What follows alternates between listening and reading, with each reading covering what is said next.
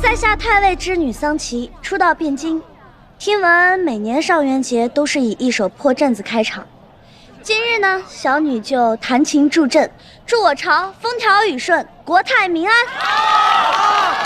好。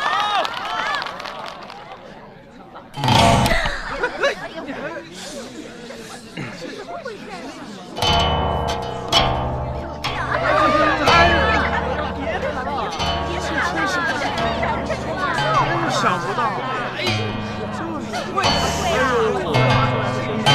这个欣赏不来，什么事啊？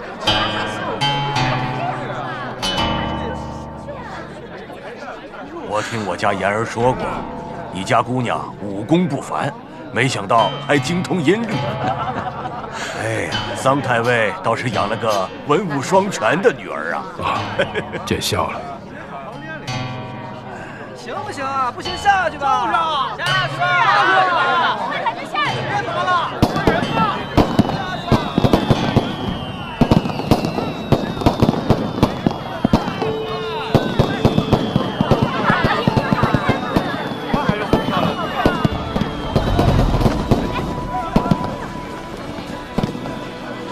真是啊，气宇不凡啊！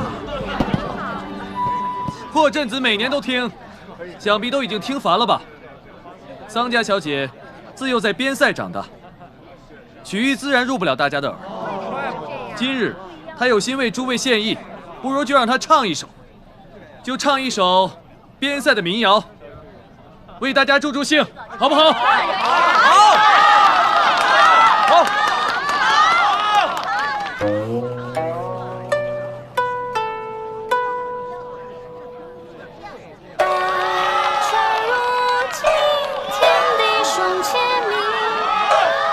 中棋局的声在肃静，木叶初夏，洞庭是阳波，月光照地，翻声照玄河，出泪收场，随公行于你。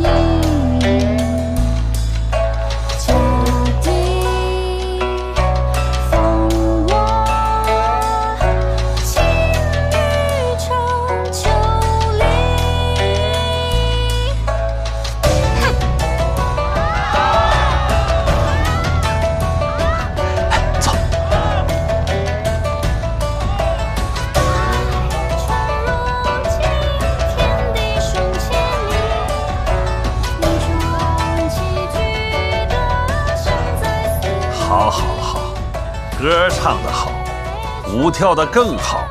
男子才情横溢，女子貌清全城啊！哈哈哈哈。